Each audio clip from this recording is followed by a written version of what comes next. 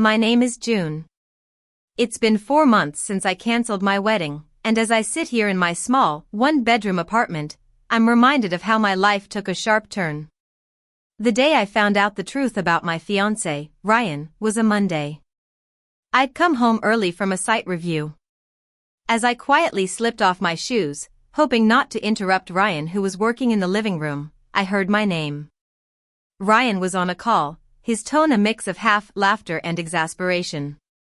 She's great. She's kind, responsible, and stable. But she's just so plain. My friends don't get it. They keep asking what I see in her. She doesn't have the lifestyle or the look. Being with her kind of lowers my image. My chest tightened, and a heavy feeling settled in. He continued, it's embarrassing sometimes, like at that art exhibition last week. Everyone was in designer clothes talking about Paris and New York, and June was there in a simple blazer talking about project budgets. I stood frozen in the hallway, my heart pounding so loudly I was sure he'd hear it through the walls. He sighed and said, I know the wedding's already planned. Maybe once we're married, I can help her upgrade a bit. She just needs to be less herself. That was the moment I knew.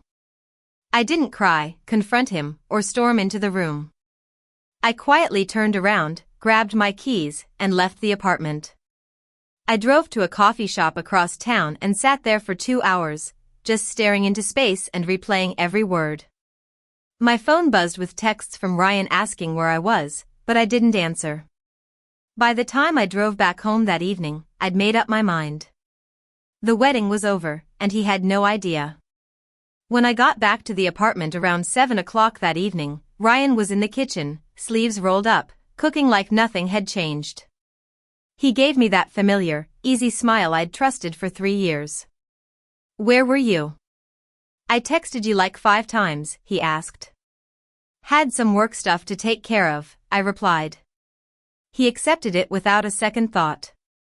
We had dinner, watched a forgettable TV show, and he kissed me goodnight.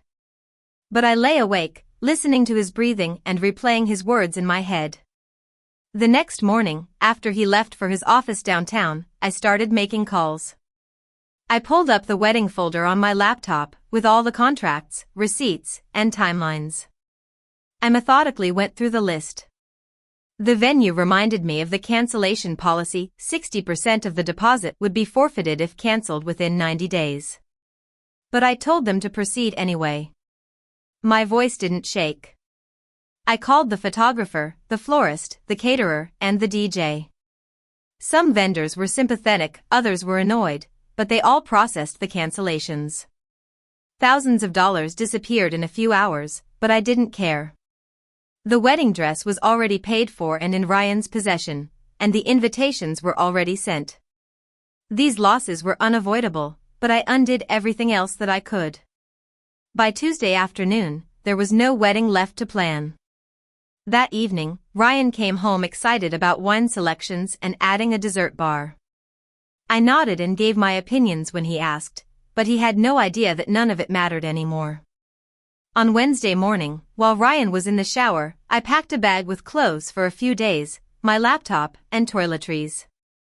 When he came out, I told him I needed some space due to wedding stress. He looked concerned but not alarmed. He kissed me goodbye and told me to text him later. I drove straight to my older sister, Lily's house. She lived about 30 minutes away and didn't ask questions when I showed up with a bag. Everything okay? She asked. Not really. I'll explain later, I replied. That evening, I got an email from the venue confirming the cancellation, sent to both of us. Ryan called immediately. June, he said, panic in his voice.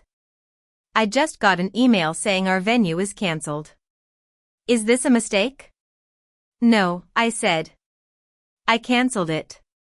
There was a long silence. Why would you cancel our wedding venue?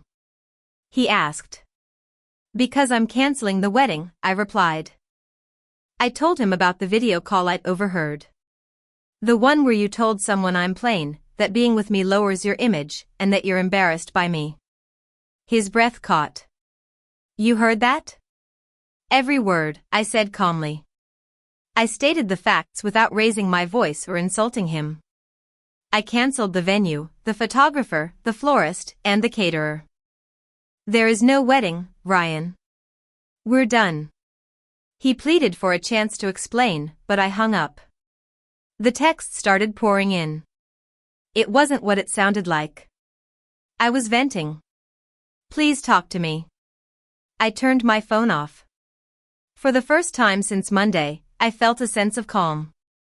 Thursday was a blur. I took a personal day from work and stayed at Lily's, just moving between the couch and the guest room, not really doing or thinking much. Around noon, Lily sat down across from me. Tell me what happened, she said gently. I told her everything, coming home early, the video call, and canceling the wedding without saying a word to Ryan first. She listened without interrupting. When I finished, she exhaled slowly. You're not crazy. If someone says being with you lowers their image, that's how they see you. Everyone's going to say I overreacted, I said. Let them. You protected yourself, and that matters more, she replied. That evening, I turned my phone back on. There were 78 notifications, missed calls, voicemails, texts from Ryan, messages from mutual friends, a few from his family, and one from my mom asking if I was okay. I called my mom back. She already knew because Ryan had called her, crying, saying I'd cancelled the wedding without warning. I told her the truth. There was a long pause on the line. Oh, sweetheart, I'm so sorry, she said. I lost a lot of money. I blew up everything without giving him a chance to explain, I said. You didn't blow anything up. He did when he decided you were something to be embarrassed by. You just refused to accept it, she said firmly. By the time we hung up, I felt steadier. On Friday, I texted Ryan. I'll come by the apartment on Sunday at noon to get more of my things. Please don't be there. He replied immediately, asking to talk in person and saying he'd made a terrible mistake. You meant what you said, I replied. Sunday noon. On Saturday night, there was a knock at Lily's door. It was Ryan's best friend, Ava. She looked shaken, with red eyes and twisting hands. Please don't hang up on him. I know you're angry, but you need to hear what he told me tonight, she said. I let her in. She sat on the couch, and I sat across from her. Ryan called me. He was drunk and crying, saying he'd ruined everything. I went over to the apartment, and he told me about the call you overheard. And then he told me who he was talking to, his ex-girlfriend, Sophia. My chest tightened. They'd been talking for months, nothing physical, at least that's what he claimed, but definitely emotional. Sophia had reached out after seeing the engagement announcement. Ryan had been trying to convince Sophia and himself that marrying me was a mistake. Sunday morning came faster than I expected. I drove back to the apartment alone, my hands steady on the wheel. The panic had burned out, and all that was left was a cold, sharp clarity. When I unlocked the door, the apartment was quiet. Ryan had respected my request not to be there. His shoes were gone from the entryway, and his jacket was missing from the hook. On the kitchen counter was a thick stack of papers, a 6-page handwritten letter. I leaned against the counter and read it standing up. He confirmed everything Ava had told me. Sophia had reached out 4 months earlier, and they'd been talking regularly. He'd never fully let go of her. The video call I'd overheard was him trying to convince Sophia and himself that he was making a mistake by marrying me. He wrote that Sophia had ultimately turned him down because she was seeing someone else. That's why he'd gone through with the wedding. The letter was full of apologies, promises, and claims that he loved me and wanted to fix things. I read it twice, then tore it in half and again, and dropped the pieces into the trash. I packed my things methodically, clothes, books, personal items. It took 3 hours. Before I left, I wrote a note and placed it on the counter. We're done. Don't contact me again.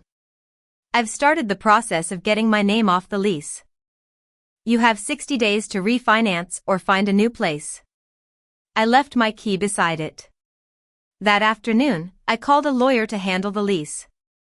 On Monday morning, I called the officiant and officially called off the ceremony. By Monday evening, everything was over: no wedding, no fiancé, no shared home. Ryan tried to reach me, texts, emails, and once he showed up at Lily's until she told him to leave. He wanted closure, but I refused. Closure wasn't something he was entitled to. Financially, I lost around $18,000 between the lost deposits and breaking the lease early. It was a painful amount, but every time I think about it, I remind myself that it bought me freedom. My parents have been incredibly supportive. My mom keeps saying I dodged a bullet, and my dad told me he was proud of me for standing up for myself. Friends have been divided. Some think I overreacted, but I know I did the right thing. I've gone on a few dates since then, but nothing serious. I'm more cautious now. I pay attention to how people talk about others, their ambition, and their views on image. I know I bring stability, loyalty, and consistency to a relationship, and those qualities matter, even if they're not flashy. Ryan reached out one last time about 6 weeks ago with a long email, just apologizing.